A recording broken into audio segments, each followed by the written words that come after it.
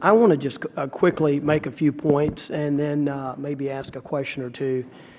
I have a 2-year-old and a 5-year-old, and I want them to have clean air and I want them to have clean water.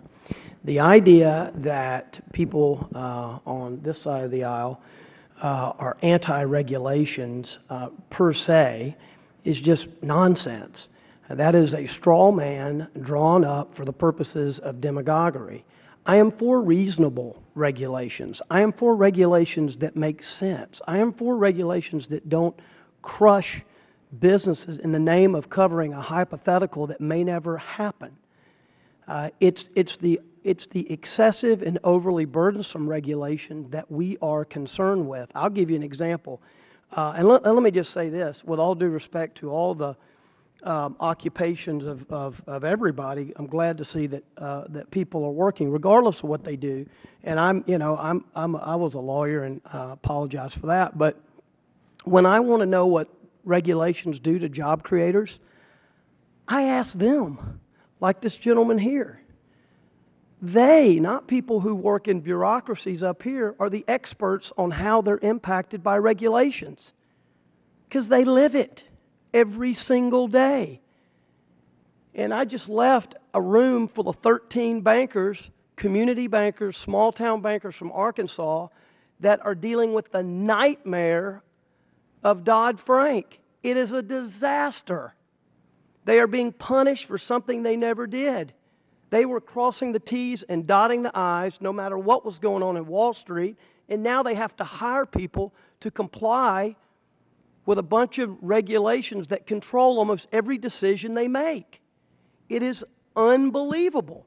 And and I still hear people trying to say that regulations don't have an impact on business.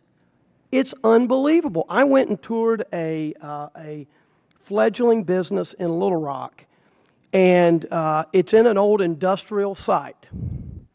And I walked out on their loading dock, and they had a 50-foot ramp for wheelchairs.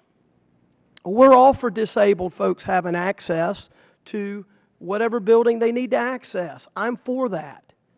But it struck me as odd that a wheelchair ramp would go to a loading dock where no one ever enters the building. Funny, the people that own the business had the same concern. I said, why do you have a 50-foot loading or wheelchair ramp going to your loading dock? Would you ever use that? Well, we were required to build that, $5,000 that they didn't have. Why? Because the federal government wants to regulate for every contingency that might ever happen. Even if it only happens once in 100 years. They want you to spend money to make it right. What a crock. It's unbelievable. And my constituents back in Arkansas and all over this country are spending money on that type of nonsense that is promulgated up here in this city.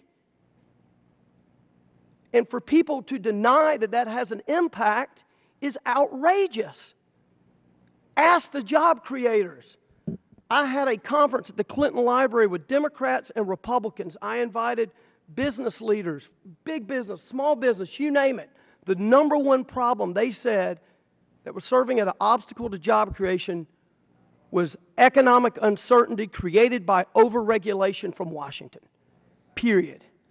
And that's not a question.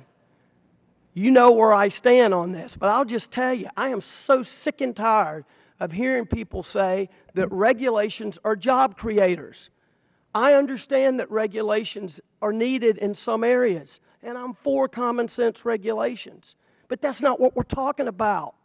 We're talking about a tsunami of nonsense coming out of this city. Let me ask you this. What is the question, the answer to which is we need another federal agency to regulate the financial industry? What is the question? Someone was sitting in a room and said, we don't have enough bureaucracy, we don't have enough regulation, we must create another multi-billion-dollar entity and hire a bunch of new people because we just can't make the 10 other ones that already regulate them work. It's a joke. It's an absolute joke. And I don't guess I have any questions. I appreciate y'all coming to testify, and I'm glad I got to chair this hearing.